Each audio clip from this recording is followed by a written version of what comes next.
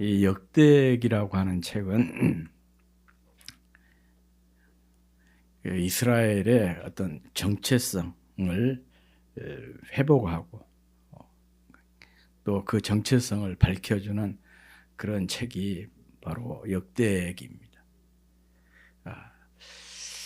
이제 이스라엘 백성들이 바벨론에게 나라가 망하고 성전도 파괴가 되고 또 바벨론에서 포로로 끌려가서 70년 동안 포로살이를 하고 고향에 돌아와 왔더니 고향이 완전히 다 파괴가 되어 있었습니다. 그러다 보니까 자연스럽게 이 사람들에게는 크게 질문이 그거예요. 도대체 우리가 무엇이냐, 누구냐, 우리가 어떤 존재인가. 여기에 대한 정체성에 대한 심각한 회의를 갖게 되는데 여기에 대한 일종의 대답으로 쓰여진 책이 역대기사라 그렇게 얘기를 할 수가 있습니다. 그래서 우리 성경에서는 거의 구약 성경 가운데 정도에 들어있지만은 원래 히브리 성경에서는 제일 마지막에 기록된 책이 역대기서입니다. 그 이스라엘 백성들에게 있어서 바벨론 포로라고 하는 사건은 정신적, 신앙적으로 굉장히 큰 충격을 준 특별히 하나님의 백성으로서 그 정체성을 완전히 흔들어 놓은 그런 사건이었습니다. 그래서 그들은 이렇게 포로 생활 중에도 순간순간 그런 생각을 하게 된 거예요. 하나님이 우리를 잊어버리신 것이 아닌가. 그런 생각에 빠지게 되고 또 이런 생각을 하게 되니까 깊은 절망감에 사로잡힐 수밖에 없었습니다. 그런 대목이 이사야서 49장에 보면 잘 나오고 있습니다. 한번 같이 읽어보겠습니다. 이사야서 49장 14절에서 16절 말씀입니다. 같이 한번 읽어보겠습니다. 시작. 오직 시온이 이르기를 여호와께서 나를 버리시며 주께서 나를 잊으셨다 하였거니와 여인이 어찌 그 젖먹는 자식을 잊겠으며 자기 태에서 난 아들을 긍휼히 여기지 않겠느냐. 그들은 혹시 잊을지라도 나는 너를 잊지 아니할 것이라. 내가 너를 내 손바닥에 새겼고 너의 성벽이 항상 내 앞에 있나니. 이스라엘 포로 중에 있는 사람들이 그런 고민, 하나님이 우리를 잊어버리신 거 아닌가. 그렇지 않고서야 왜 우리가 이렇게 그 남의 나라에 끌려와가지고 이렇게 고단한 삶을 살겠는가. 그렇게 탄식을 할 때 그들에게 준 하나님의 위로의 말씀이 바로 이사야 49장 15절 16절 말씀입니다. 여인이 어찌 그 젖먹는 자식을 잊겠느냐. 그들은 혹시 잊을지라도 나 여호와는 절대 잊지 않는다. 잊지 않기 위해서 어떻게 하느냐. 손바닥에다가 그들을 새겨놓고 항상 그것을 본다는 거예요. 성벽이 항상 내 앞에 있다. 성벽을 향해서 하나님께서 이스라엘 성벽을 향해서 하나님 계속해서 그 얼굴을 향해 계신다. 그런 말씀입니다. 소위 말하면 역대기는 이런 백성들에게 위로와 소망을 주고 또 하나님의 백성으로서의 정체성을 다시 회복시키기 위한 목적으로 쓰여진 책이 역대기서라고 하는 책입니다. 역대기의 내용은 이렇게 되어 있어요. 1장부터 9장은 긴 그 족보 얘기입니다. 이 족보 얘기를 길게 쓴 이유는 우리는 이렇게 뿌리가 깊은 그 뿌리를 가진 그런 민족이다. 그런 의미죠. 바로 아담까지 그 이야기가 쭉 올라가고 있어요. 그리고 그 다른 내용들은 다윗, 솔로몬을 비롯한 다윗 왕조의 왕들 이야기를 쭉 기록하고 있습니다. 특별히 이런 얘기들을 통해서 이스라엘 민족의 자존심 또 정체성을 회복하는 길은 소위 말하면 하나님 신앙을 회복하고 하는 길이라는 것을 강조하기 위한 것이 역대기서의 내용이에요. 그래서 그 내용들도 보면 그런 내용입니다. 왕들이 열심히 기도해서 위기에서 나라를 구하고 또 특별히 이 신앙의 회복을 통해서 민족의 부흥을 이루었던 그런 얘기들을 중점적으로 다루고 있는 것을 볼 수가 있습니다. 이렇게 이런 내용을 담고 있는 것은 우리가 살 길은 무너진 제단을 다시 쌓고 또 꺼진 제단의 불을 살려서 예배를 회복하는 것. 그래서 신앙을 회복하는 것이 민족의 정체성을 회복하고 나라를 다시 바로 세울 수 있는 비결이라고 라는 것을 강조하기 위한 것이죠. 이 원리는 오늘날 우리에게도 그대로 적용해 볼 수가 있습니다. 오늘날 우리 한국교회나 또 우리 사회가 소망, 희망이 그렇게 박지를 못하잖아요. 사람들이 그렇게 얘기하지 않습니까? 참 힘들다. 힘든 사회가 되어버렸다. 특히 한국교회는 더 암울한 그런 상황입니다. 성도들과 교회의 위상이 계속해서 바닥을 치고 있고 또 많은 사람들이 교회를 떠나서 타종교로 옮겨가거나 아니면 아예 신앙을 떠나버리는 그런 사람들이 많이 늘어나고 있는 그런 상황이에요. 그래서 곳곳에서 위기다, 한국교회 위기다, 그런 얘기들을 하고 있습니다. 교회는 온갖 장식품으로 화려하게 빛나지만 정작 빛나야 할 보석인 예배를 잃어버렸다. 미국의 유명한 토저라고 하는 목사님의 외침입니다. 정말 이 목사님의 외침을 오늘날 우리 한국교회 또 우리가 깊이 새겨야 될 그런 외침이 아닌가 싶습니다. 잃어버린 보석인 이 예배를 회복하는 것이 우리 개인도 또 교회도 사회도 회복할 수 있는 길이기 때문에 그렇습니다.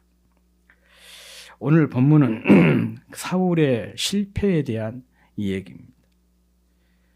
본문은 9장까지 긴 족보 이야기에 이어서 이 다윗 왕조로 넘어가는 그 하나의 다리 역할을 하고 있는 내용이 바로 오늘 본문입니다.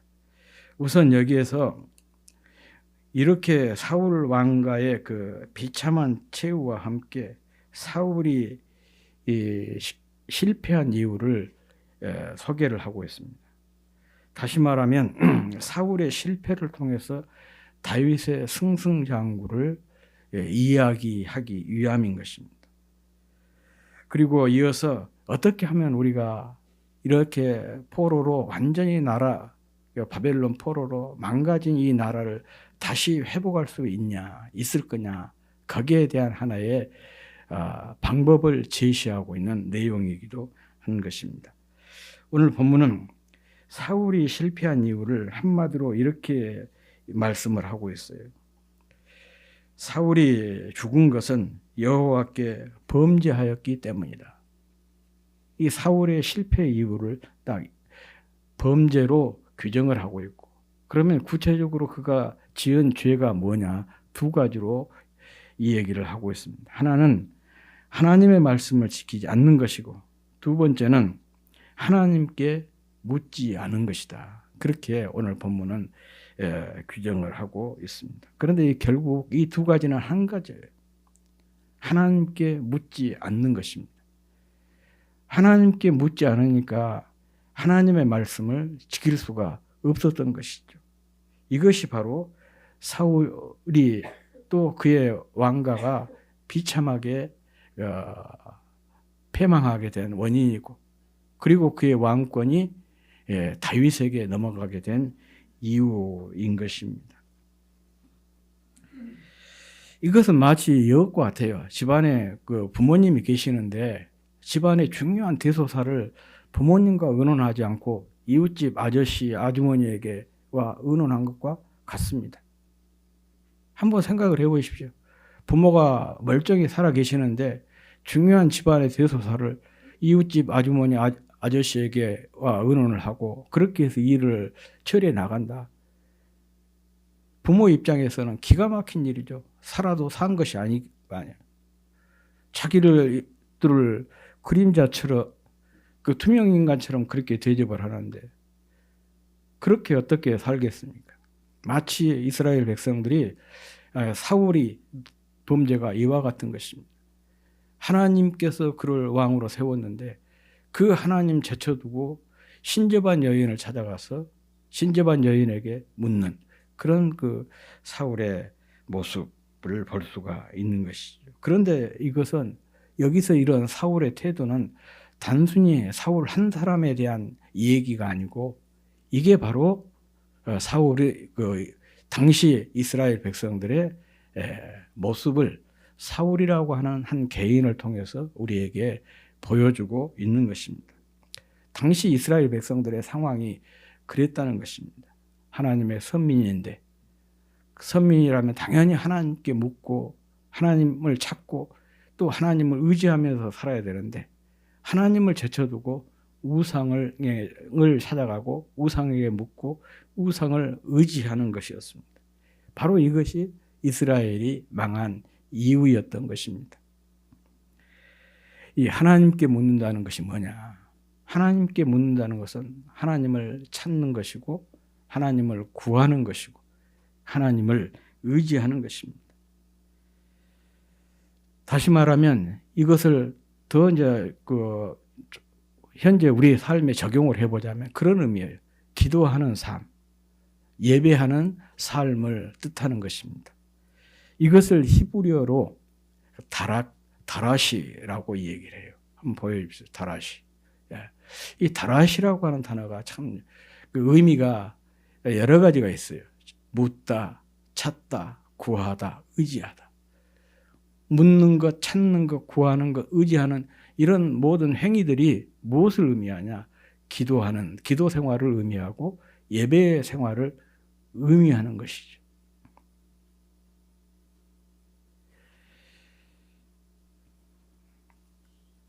사실 이 단어가 열왕기 전체의 어떤 핵심을 잘 보여주고 있는 그런 단어입니다. 하나님을 부지런히 찾고 하나님께 구하고 하나님께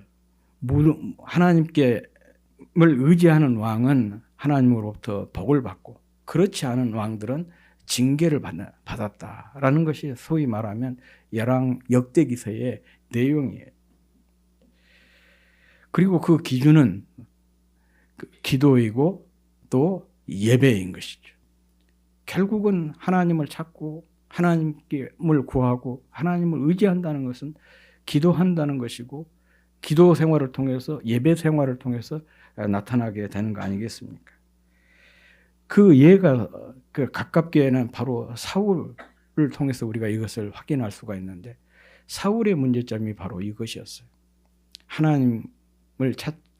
하나님께 구하고 하나님을 의지하지 않은 거예요. 다시 말하면 어떤 문제가 발생을 했을 때 그 문제를 가지고 하나님께 묻지 않는 것, 이것이 사울의 심각한 문제였던 것입니다. 하나님께 다라시하지 않는 거예요. 하나님을 찾고 구하고 의지하지 않는 것입니다. 기도 생활, 예배 생활에 실패한 것, 이게 사울의 문제점이었다. 반면에 다윗은 부지런히 하나님을 찾고 하나님께 구하고 또 하나님을 의지하는 삶을 살았습니다. 하나님을 다라시했다, 그런 얘기죠. 시편 132편에 보면 다윗이 이 하나님의 언약궤에 대한 다윗의 열심을 잘 보여주는 그런 말씀이 나오고 있습니다. 시편 132편 2절에서 5절 말씀입니다. 우리 한번 읽어보겠습니다. 시작. 그가 여호와께 맹세하여 야곱의 전능자에게 서원하기를 내가 내 장막집에 들어가지 아니하며 내 침상에 오르지 아니하고 내 눈으로 잠들게 하지 아니하며 내 눈꺼풀로 졸게 하지 아니하기를 여호와의 처소 곧 야곱의 전능자의 성막을 발견하기까지 하리라 하였나이다. 그렇죠. 하나님의 임재의 상징인 이 성막 곧 그 언약궤를 찾기 전에는 절대 자기가 침상에 오르지 않겠다. 잠들지 않겠다. 진짜 그렇게 했겠어요? 그만큼 하나님의 임재의 상징인 언약궤에 대한 다윗의 열심 또 그 사모함이 이렇게 컸다는 것을 성경이 보여주고 있는 것입니다. 역대기서에서도 이런 다윗의 모습이 잘 기록이 되어 있어요. 여호수아의 지도하에서 인도하에서 가나안 땅을 정복했지 않습니까? 그런데 그때 가나안 땅을 완전히 다 정복된 건 아니었어요. 그 이후 약 한 500년 동안 정복하지 못한 곳이 있었는데 그곳이 바로 예루살렘이었습니다. 그런데 예루살렘이 언제 정복이 되냐? 다윗에 의해서 정복이 돼요. 그 이야기가 이 역대상 11장에 나와 있거든요. 그런데 사실은 다윗이 예루살렘 성을 정복했다는 것은요, 굉장히 중요한 의미가 있습니다. 왜 그러냐? 이 예루살렘이 장차 이스라엘의 수도가 되고 또 거기에 하나님의 임재의 상징인 성전이 건축이 되잖아요. 그러니까 정치적, 종교적인 중심지가 바로 예루살렘이에요. 그 예루살렘을 다윗이 정복을 했어요. 역사적으로 얼마나 중요한 사건입니까? 그런데 이 역대기서에서는 그 중요한 사건에 대한 기록을 딱 5줄로 정리를 하고 있습니다. 반면에 다윗이 하나님의 언약궤를 모셔온 사건은 석 장에 거쳐서 이 얘기를 해요. 13장, 15장, 16장. 언약궤를 여러분들이 보면 여기서 자꾸 들으니까 그 언약궤가 기가 막힌 모양이구나. 그렇게 생각할지 모르지만 조그마한 상자예요. 길이 한 110cm, 113cm, 폭이 67cm, 높이 67cm, 이만한 궤짝입니다. 이것을 예루살렘 성으로 모셔온 얘기를 13장과 15장과 16장 석 장에 거쳐서 아주 장황하고 지루하게 기록을 하고 있어요. 그 이유가 뭐냐? 이것은 언약궤라고 하는 것은 하나님의 임재의 상징이기 때문에 다윗이 그만큼 하나님에 대한 열심, 하나님을 사모하는 마음이 컸다는 것을 강조하고 있는 것입니다. 결국 이런 열심과 이런 태도가 무엇으로 이어지게 되냐? 다윗의 기도 생활과 예배 생활로 이어지게 됩니다. 이 역대기서 13장부터 16장까지 보면 14장의 샌드위치처럼 다윗이 이 블레셋을 정복한 그 얘기가 중간에 들어있어요. 언약궤를 옮기는 그 중간에.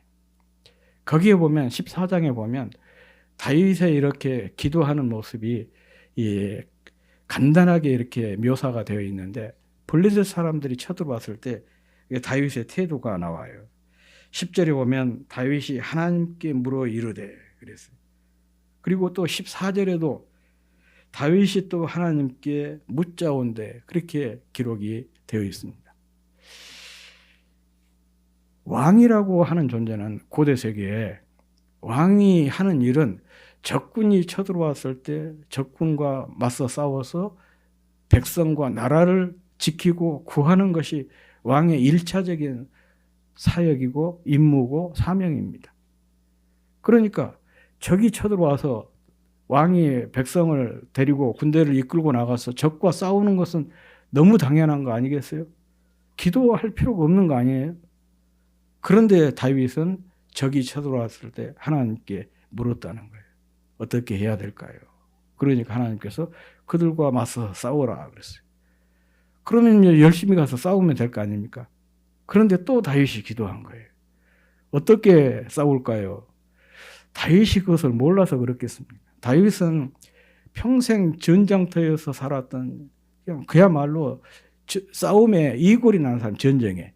누구보다도 탁월한 전략과 전술을 가지고 있는 그런 사람이 다윗입니다. 그런데 하나님께 또 기도한 거죠. 어떻게 할까요? 그랬더니 하나님께서 전면전으로 하지 말고 그 매복을 했다가 급습을 해라. 그렇게 이 얘기를 하셔요. 그런데 중요한 것은 성경에 또 이렇게 기록하고 있습니다. 16절에 보면 다윗이 하나님의 명령대로 행하여, 그래서 하나님께 묻고 또 묻고, 그래서 하나님께서 일러준 그 방법에 따라서 다윗이 그대로 순종을 했다. 그런 말씀입니다. 이렇게 성경이 이런 내용을 기록한 이유가 뭐겠습니까? 다윗이 어떤 사람인가라는 것을 보여주기 위한 거예요. 기도할 필요가 없는 너무 당연한 것도 하나님께 기도했던 사람이 다윗이라, 그런 얘기입니다. 우리가 일상에서 자주 놓치는 것이 바로 이런 것이잖아요. 이것은 당연한 것이니까 이게 하나님께 물을 필요가 뭐가 있냐. 모든 사람들이 이런 것까지 다 물어보면 하나님 피곤해서 어떻게 사실까? 그래서 그냥 지 마음대로 해버리는 경우가 참 많이 있잖아요. 그런데 참 중요한 것은 그런 것 같아요. 이게 부모도 그런 것 같더라고요. 소소한 것도 당연한 것도 이렇게 자꾸 묻고 의논하고 그러면 좋아라는 거죠. 제가 이제 나이가 들어가고 그러면서 사람들 만나는 것도 별로, 또 이야기하는 것을 별로 안 좋아해가지고 잘 말을 안 하는데, 그래서 무뚝뚝하다 그러는데, 제가 어렸을 때 저희 아버지에게는 그러지 않았던 것 같아요. 하여간 시시콜콜한 것도 다 이 얘기를 했어요. 학교 다닐 때, 중학교 다닐 때. 얼마나 궁금해 하신지 몰라요. 저를 13살짜리를 지금 순천에 중학교 보내가지고 자취를 하게 했는데 저희 아버지가 얼마나 궁금하겠습니까? 그러니까 제가 그 학교 갔다 오면 딱 그 버스 정류장에서 차를 탄 얘기에서부터 시작을 해가지고 학교에서 공부한 얘기 다 하고 집에 돌아와가지고 버스에서 내린 얘기까지 다 해요. 그렇게 재밌으라 그래요. 하나도 빠뜨리지 않고 다 얘기했습니다. 이 영화관에 제가 이소룡의 영화를 좋아했었거든요. 이소룡의 영화 보고 그 영화 얘기를 해주고 그러면 그렇게 좋아라 그래요. 이게 부모의 마음이잖아요. 우리 하나님도 마찬가지죠. 너무 당연한 것까지도 아마 그런 것까지 다 이야기하냐. 그런 생각이 들 수 있는 그런 부분까지도 다 다윗이 하나님께 기도했다는 거죠. 그러니 하나님이 다윗을 이뻐하지 않을 수가 없었던 것 같아요. 그리고 또한 다윗의 삶에서 기도 외에 또 한 가지 중요한 것이 뭐냐? 예배입니다. 다윗은 예배를 굉장히 사모했던 사람이고 또 예배에 대한 특별한 관심이 깊었던 사람이 바로 다윗이었습니다. 그리고 늘 다윗 그 예배에 목말라 했습니다.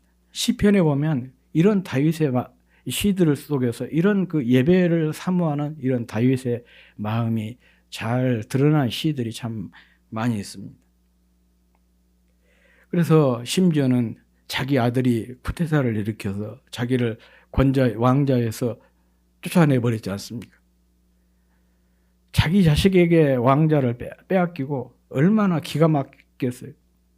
그런데 다윗을 시편을 보면은요, 다윗은 자기 아들에게 자기의 왕자를 빼앗긴 그것 때문에 슬퍼하거나 그것 때문에 가슴 아파한 것이 아니고 함께 백성들과 함께 하나님께 예배의 자리로 나가지 못한 것 때문에 더 마음 아파하고 그것을 때문에 슬퍼했던 탄식을 했던 그런 모습들이 시편에 나오고 있습니다. 이런 다윗의 태도를 두고 바울은 하나님께서 다윗을 내 마음에 합한 자라 했다. 그렇게 사도행전에서 기록을 하고 있습니다. 하나님의 마음에 합한 자란 늘 하나님을 찾고 하나님을 구하고 하나님을 의지하는, 다시 말하면 하나님께 묻는 사람을 뜻하는 것입니다. 자주 묻고 또 묻고 항상 모든 일들을 하나님께 묻는 사람, 이런 사람이 하나님의 마음에 합한 사람인 것입니다. 저와 여러분이 정말 하나님 마음에 합한 그런 사람들이 되었으면 좋겠습니다. 사실 역대기는 하나님께 부지런히 묻는 사람들에 대한 이야기입니다. 1장부터 9장까지 족보 얘기라고 했잖아요. 긴 족보 얘기 속에 마치 그 가뭄의 단비처럼 이 야베스의 기도 얘기로부터 시작을 해서 다윗과 솔로몬, 그리고 이 다윗의 그 후손들인 그 다윗 그 왕가의 계보를 이은 남쪽 유다의 선한 왕들 이 얘기를 쭉 다루고 있는데 그들의 공통점이 바로 이거예요. 힘들고 어려운 문제들마다 하나님께 묻는 것이고, 그리고 하나님께 물어서 그 문제들을 해결하고, 그래서 나라의 명성을 만방에 떨쳤다. 그런 내용이 사실은 역대기의 내용입니다. 그래서 이런 역대기를 쭉 읽어보면 그 메시지가 너무 명확해요. 그 메시지의 내용이 뭐냐? 누구든지 어떤 상황에서든지 하나님께 묻는 사람은, 또 묻는 삶은 형통하고 또 회복된 삶을 살 수가 있다라는 것입니다.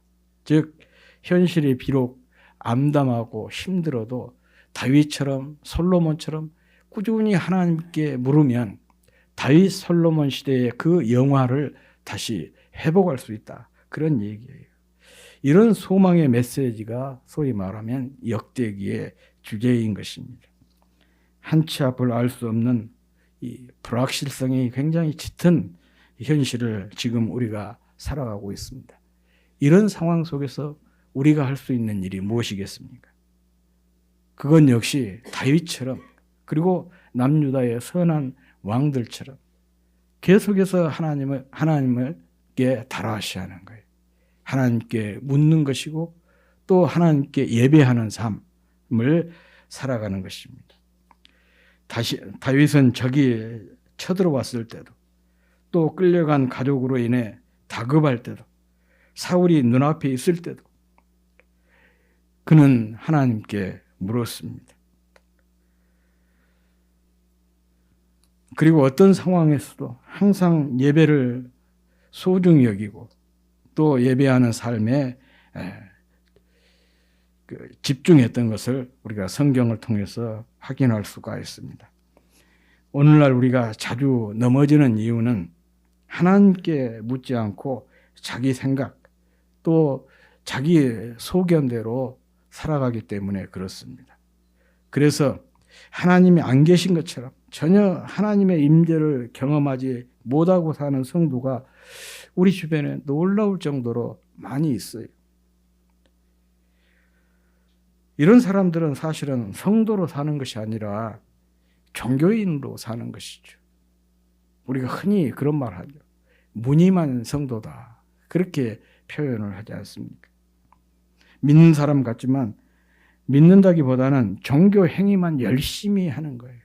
이런 사람이 바로 내가 아닌지 한번 깊이 우리 자신을 돌아보았으면 좋겠습니다.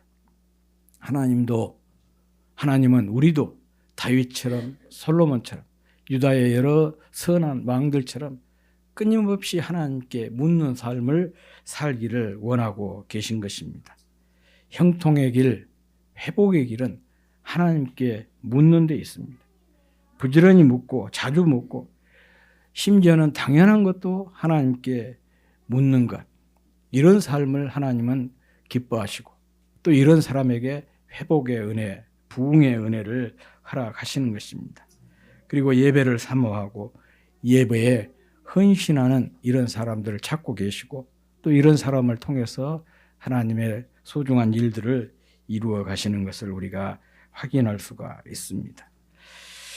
미국 시카고에 있는 어느 한 교회에서 3살짜리 여자아이의 장례식이 이렇게 진행이 되고 있었습니다. 그때 남루한 옷을 입은, 그리고 눈이 그 충혈된 한 그 알코올 중독자가 그곳에 있었어요.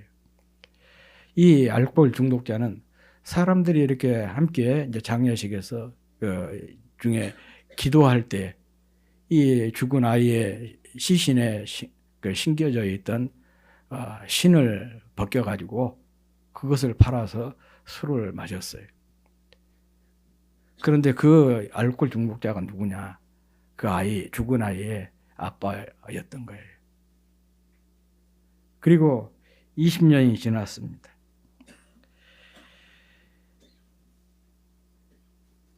시카고 제1장로교에서 많은 사람들이 모여 있는데 그곳에서 한 사람이 외쳤습니다. 외치고 있었습니다. 저는 죽은 딸의 장례식에서 딸의 신발을 훔쳐다가 술을 마신 참 짐승 같은 그런 애비입니다. 이런 만물의 찌꺼기 같은 나를 다시 살려주시고 일꾼으로 삼아주신 분은 위대하신 우리 하나님이십니다. 이렇게 외치고 있었어요. 이 사람이 누구냐? 그가 바로 이 시카고의 부흥사 멜 트라드 목사였습니다. 이분이 이렇게 죽은 딸의 시신에서 신발을 벗겨다가 술을 마시고 이제 술에서 깨어난 이후에 자기의 그 행위를 돌아보면서 깊이 스스로에게 절망하게 된 거예요. 이런 게 애비냐? 이런 나는 이제 살아야 될 이유가 없다. 그래서 자살을 결심을 하고 자살을 하려고 하는데 그때 어디선가 한 무리의 사람들이 쫓아왔어요. 그들은 전도자들이었습니다. 이 사람을 만류를 한 거예요. 그리고 그를 강권을 해서 인근에서 지금 일을 하고 있는 무디의 전도 집회에 이를 인도를 했어요. 그런데 그 전도 집회에 이 멜 트라더 이분이 목사가 참여를 하고 그 전도 집회에서 하나님의 은혜를 깊이 경험하게 된 겁니다. 그야말로 회심을 하게 된 거예요. 그래서 이제 회심을 하고 이제 열심히 성경을 공부하고 신학을 공부를 해서 목회자가 되었습니다. 그리고 목회자가 된 후에 자기처럼 이렇게 알코올 중독에 빠져서 절망적인 삶을 살아가고 있는 사람들을 복음으로 주님께로 인도하기 위해서 부흥사가 되었던 것입니다. 그래서 그 자리에서 이렇게 모인 사람들에게 20년 전 자기 자신을 고백을 하면서 하나님을 찬양하고 있는 그런 그랬던 것이죠. 바로 이 멜트라드 목사를 하나의 샘플이지만 예지만은 우리가 왜 하나님께 늘 다라시를 해야 되느냐? 왜 우리가 하나님께 묻고 하나님을 구하고 하나님을 찾고 하나님을 의지하고 또 하나님께 예배하는 삶을 살아야 되느냐? 그 이유가 바로 여기에 분명하게 잘 드러나고 있습니다.